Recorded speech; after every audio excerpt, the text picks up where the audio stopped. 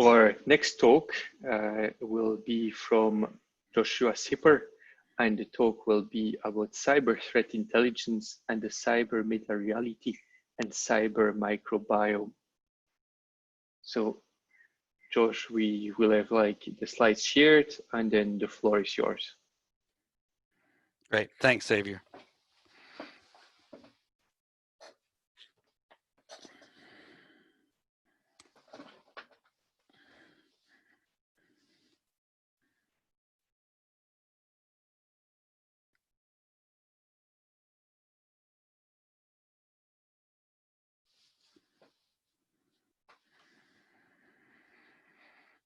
All right.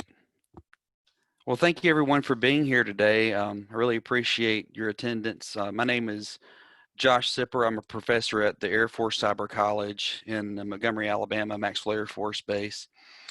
Special thanks to Cyril and Pierangelo and Xavier and everybody else who helped put on this conference and make it happen. I know it was touch and go for a moment, but today I'll be talking about cyber threat intelligence and the cyber meta-reality and cyber microbiome.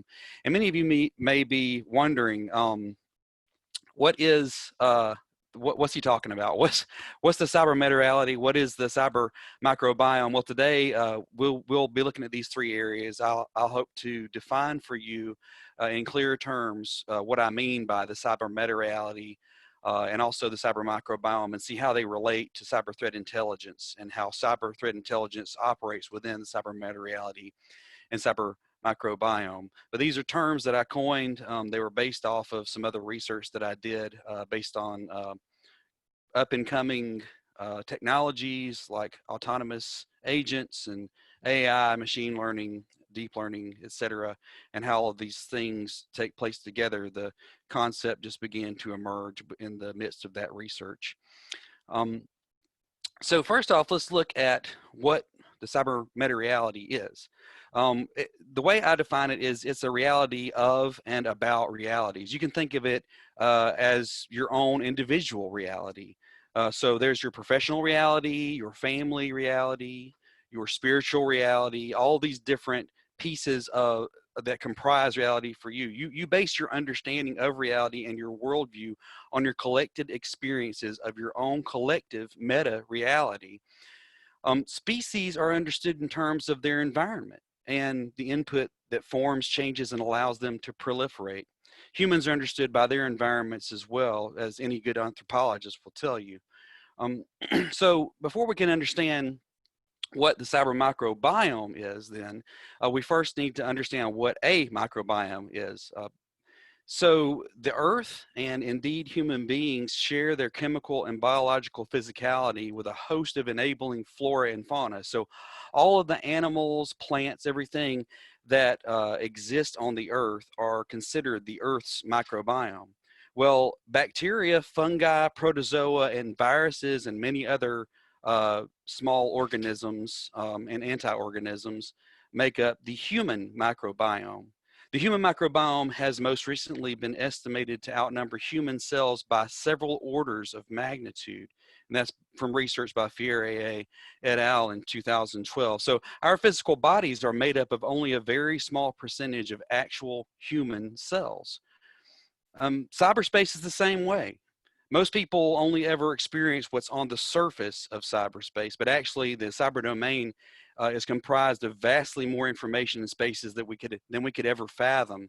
And the way I divided up the cyber microbiome is into these four categories: the dark web, cyber viruses, microorganisms, parasites, and other small organisms, so to speak, living in the cyber microbiome; living archives or file life; and finally, code that writes code. Now, there is a potential fifth area that I haven't explored very much yet, but cyber junk DNA, which coincides with the concept of junk DNA in human cells, which scientists at first thought didn't do anything, but actually supports a great deal of what how we function from a cellular level. In any case, moving on with the four areas. First, we'll talk about the dark web and the deep web. So on the dark web and deep web, there's the dark market. The dark market you may have heard of before. You see it on Tor, you see it in various places. It's where code is bought and sold. It's where information is bought and sold. It's where malware, ransomware, all of these different things are produced and delivered. A recent study found that 57% of the dark web is occupied by illegal content like pornography, illicit finances, drug hubs, weapons trafficking, counterfeit currency, terrorist communication, and much, much more. That was from Wyman in 2016. Also, there are viruses and other malicious and lost code. Stevens and Biller said poison systems are distinct from systems infected with computer viruses, which allow malicious code to transfer to other systems when it meets various conditions through a self-replicating mechanism. Consider the recent COVID-19 pandemic. It led Admiral James Foggo, head of U.S. naval forces in Europe and Africa, to state, I'm opining now about a seventh domain, with the sixth domain being logistics. And that seventh domain is just simply germs. It's the biosphere that we operate in. And I think we're going to have to take a look into that, to take that into account in our preparations for deterrence and defense in the future. And that was just published this year, obviously with the COVID-19 outbreak. So consider how this concept of the biosphere as a domain of warfare correlates to the concept of the cyber microbiome. We should probably expect cyber pandemics riding on a wave of massive parasitic code within the cyber microbiosphere, something to consider as we go forward as far as viruses and other malicious and lost code are concerned. The third category is archive data or living archives. Some people call it file life. Confluence of carbon and silicon-based information hybridization can be seen in the experimentation taking place in the life of Finnish artist, engineer, and composer Erkki Kurenniemi. A Belgian art and media group named Constant foregrounds the digital life of an archive by practicing what it calls an active archive. Unlike most online archive initiatives, Constant places emphasis on the generative and active part of making the archive come alive. That was published by Rossack in 2017. Kurenniemi literally allowed Constant to film and record everything he did in his life. He allowed them to record the most intimate details of his life, him sleeping, going to the bathroom, having sex, and any other number of things you can possibly imagine being embarrassing or very personal or very intimate in someone's life. And he did this. He allowed this to take place and actually, volunteered for this to take place, hoping to eventually use that information to resurrect himself in the future. Now, that may sound strange to many of us, but the whole point of it is that there is a lot of information about this one particular person out there, a file life, a living archive that exists within what I term the cyber microbiome. But don't stop there. Consider, I don't know if any of you, I know a lot of folks in here aren't from America or watch the Super Bowl, but a lot of people do every year. There was a commercial on there, Google Super Bowl commercial, and it was a really sweet commercial. It was an elderly man. He was talking about his wife, Loretta, who had passed away. And he goes through and he tells Google, hey, remember this about Loretta, or show me a picture of this, or play Loretta's favorite song, or whatever it may be about his wife, Loretta. That, in essence, is this elderly gentleman is sweetly and rightly keeping a file life of his belated wife. I have an Uncle LaDon who I love very much. He's a great guy. I go on his Facebook page every year and wish him happy birthday, along with his wife and his sons and grandchildren and everybody else. And that wouldn't be so strange if my Uncle LaDon hadn't been dead for the last 8 years.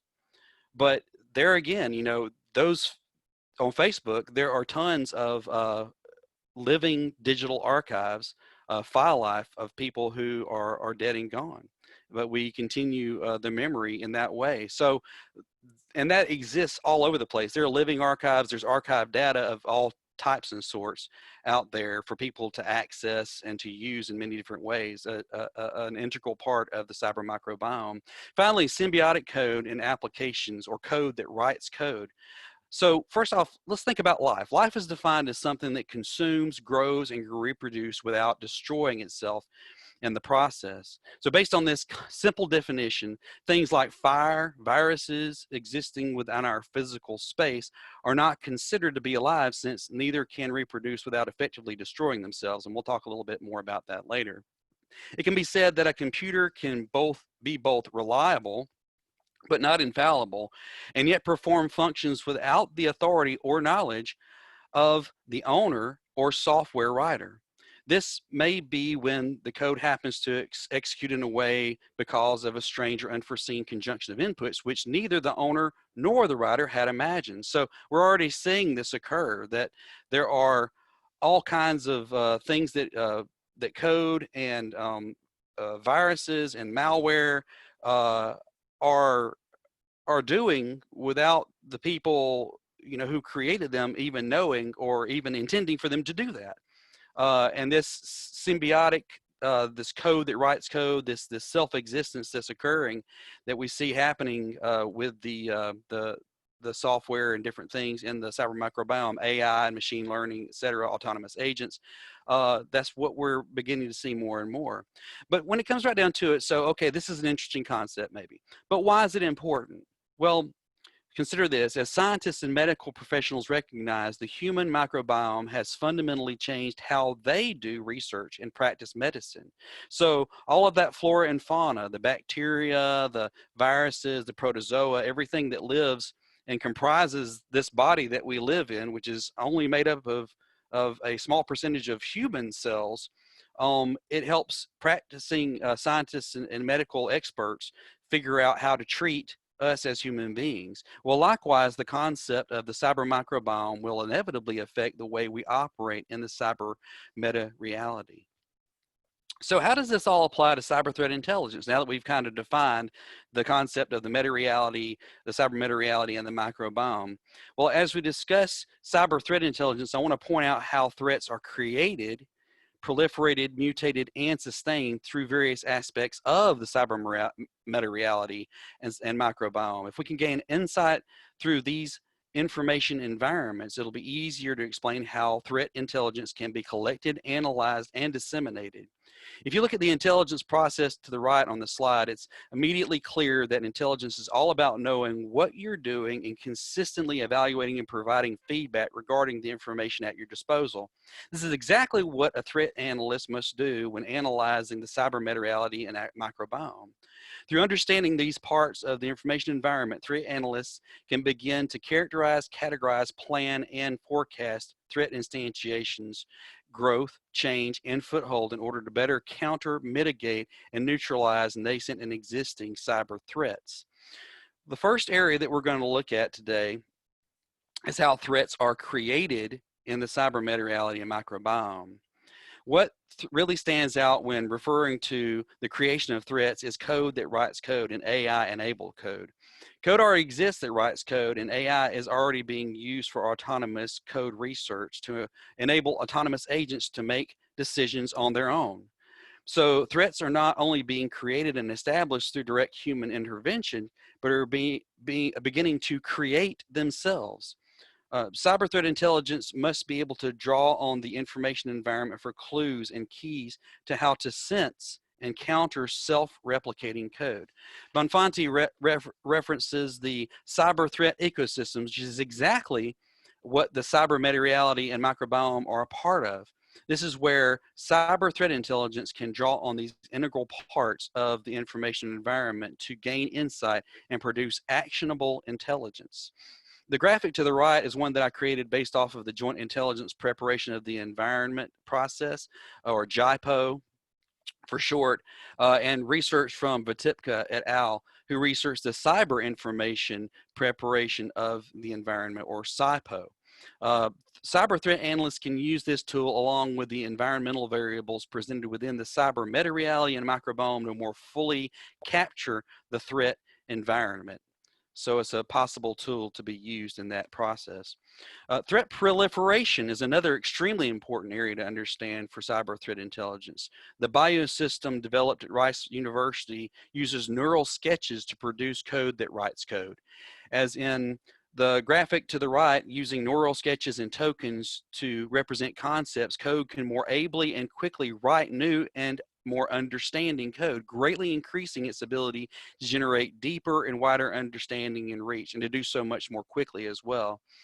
This is the kind of proliferation threat analysts might expect to see in the cyber meta-reality and microbiome information habitats. In understanding these threats at hand and how they grow and change, cyber threat analysts can better produce and apply countermeasures and threat mitigation strategies as well. Of course, the change that occurs as threats grow and mutate in the information environment must be understood as well. And the example we almost always turn to in this, in talking about this, is Stuxnet. When it comes to sophistication, Stuxnet is the current model for what code and all other code wants to be. It was written to do a specific thing, to do it well, but also to change and move and navigate through systems in a way that was previously unheard of. Jabor and Devendorf said Stuxnet both covered its tracks and generated an effect that was identical to a typical failure mode of a faulty IR-1 centrifuge that was used in the Iran nuclear system to spin the isotopes.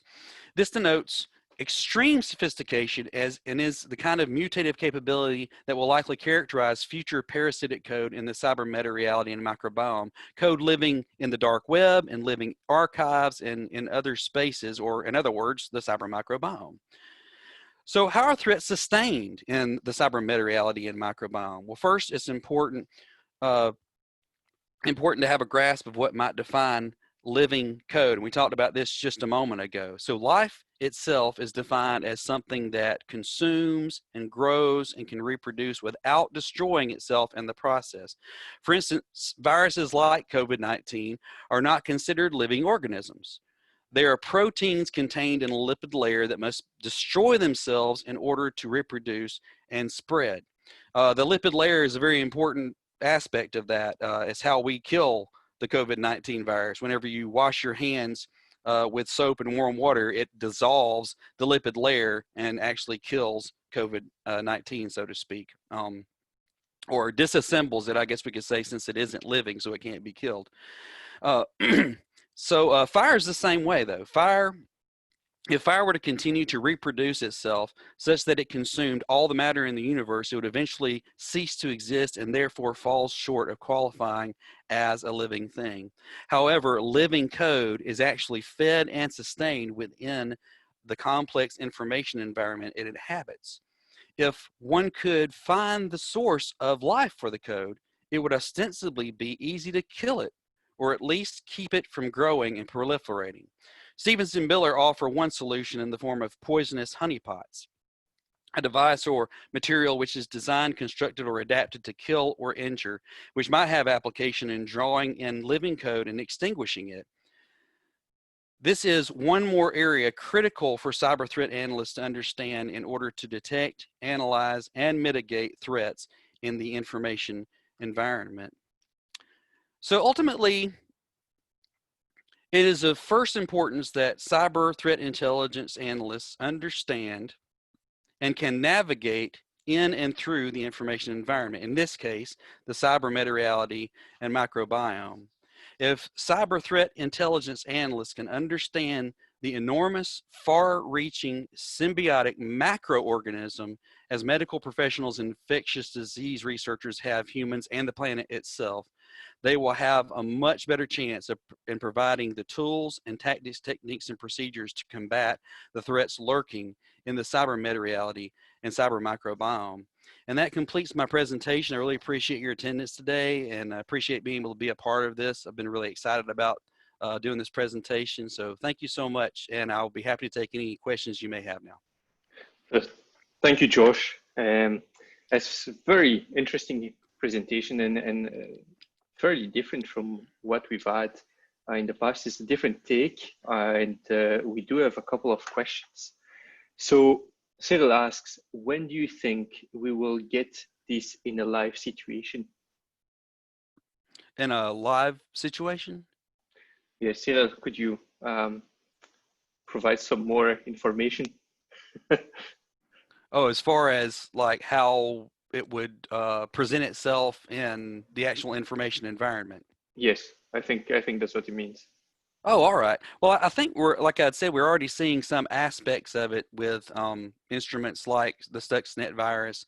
We're already seeing, well, the living archives existing and being produced is with Kuranimi on Facebook, on Twitter, in different areas as well by Google, you know, with the man who uh, brought his wife. But as far as actually using this information to for threat analysts, I think it comes down to being able to look into the deep web, the dark web, to see and be able to maybe even have a forecasting capability to see what's coming and be able to start defending against it before we see it in the wild.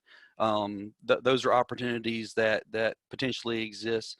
But most of all, you know, being aware of it, taking the time to study it, to delve deeper into the concept, because as I said before, you know, until scientists and researchers and medical professionals became aware of a human microbiome, they for the most part had no idea what was causing a lot of the ailments, disabilities, debilitation that exists in the human body. When things, say for instance, if they prescribe too many antibiotics, it would kill gut flora, which causes some severe problems with digestion and different things like that. So understanding the fact that the human beings have a flora that needs to exist to help us digest food is very, very important to human life. Well, the same thing for the cyber environment. I believe that if we can look more deeply into how these different things exist and what they're doing in the cyber meta reality, that we'll be able to just make better decisions on what we should do away with, what we should keep, and how we should manage it and defend against the problems that could arise as a result. So I hope that helped answer the question a bit. I think it did, and so I was wondering. So, do you think we will see new fields emerging, like, for example, web anthropologist or cyber anthropologist, where we will see fields that at almost like that we're far away and are now going to join the cyber world to study microbiome Yeah, and behaviors. I think that Xavier, I think that's a distinct possibility, maybe even probability. Um, Consider, for instance, so I work from a military background. I work for the Air Force Cyber College, so we talk a lot about domains of warfare, and of course, the most recent domain of warfare is the cyber domain. Well, before that, the next most recent was the space domain. Now, before we ever went into space, yeah, we had astronomers, we had people who were looking at space, but consider this now, uh, how far we've gone into space now, what we've done. We've gone to the moon, we're talking about going to Mars. We have people who are employed to explore all of those different things. We have scientists looking for life in all these different places. I mean, there are all of these jobs or these careers, these different fields of exploration that never existed before space became a domain that we were able to explore. Same thing for air, you know, before that. So, you know, land and sea, yeah, they've been around for a long time. We've been able to explore those. What Admiral Fago brought up before as well, you know, as far as the biosphere. How much do we really know about the biosphere, which is the Earth's microbiome? And actually affects our own microbiome as COVID-19 has. So there's a lot of interlacing, a lot of interleaving, a great deal of networking in all of those domains. And I think that, yeah, that we could see potentially cyber anthropologists. We could see a lot of things going on there with research and understanding in the future. All right, thank you so much. We also have a question from Andrew McCarthy. Do we have any control over our live file? Should we all state what we want to happen to our cyber footprint after our death? Mm-hmm. That's a really great point. In fact, in the midst of the research I was looking at and reading to write the paper, there was a lot of talk about that because, you know, some people they'll have, today people have to write into their wills things like, what their passwords are to be able to get into Facebook, to delete their account, all these different kinds of things. These are things that, have to be handled legally. They have to be handled ethically after someone's death. Some people tell folks, hey, yeah, leave my file life out there. My Uncle LaDon that I talked about a while ago is one of those. His file life continues to exist, and we continue to wish him happy birthday and tell him we miss him and all of these different kinds of things. So, and that's fine. It just depends on the person's preference. But there are a lot of different there's a lot of different research, a lot of different discussions going into this. I know the European Parliament has been talking a lot about autonomous agents, for instance. Whether how to who to put the blame on if an autonomous agent kills someone or kills many people all at once. These are huge discussions, and I think that they're only going to continue to grow the farther we go into things like autonomous agents and AI and the microbiome and the meta reality. So. All right, thank you. So we've got one more question from Cameron Kolodziski, and I'm sorry for the name bashing there. Is a living code threat primarily an issue of reverse engineering feasibility? I think that is some of it. I think so. Here's an example from Stuxnet. The way Stuxnet was designed was to specifically go and look for certain things. So once it got out into the wild, it did go and infect a lot of different machines and go into a lot of different areas. But whoever designed Stuxnet made it so that if it didn't see the particular programmable logic circuits or remote terminal units and things like that present in the Iranian nuclear program, that it wouldn't go any further. It would just stop and just lie dormant. So that was a very good design for that particular type of code. However, a lot of code that's put out there, like WannaCry, other malware that shows up, it continues to infect computers even today. And because whoever wrote it didn't care if it continued to infect and infect and infect and spread and spread and spread. So there's a lot of it comes down to how ethical the practices are of the individual or the groups of people who are actually writing the code and then instantiating it. That would come back to like the microbiome of having like, yes. A virus that wouldn't care, for example, or yes. Like, because ultimately this would be the representation, and that fits really well with Cyril's question. Do you think that we may ever face a cyber pandemic? And could you paint a picture if you think that the cyber pandemic is possible?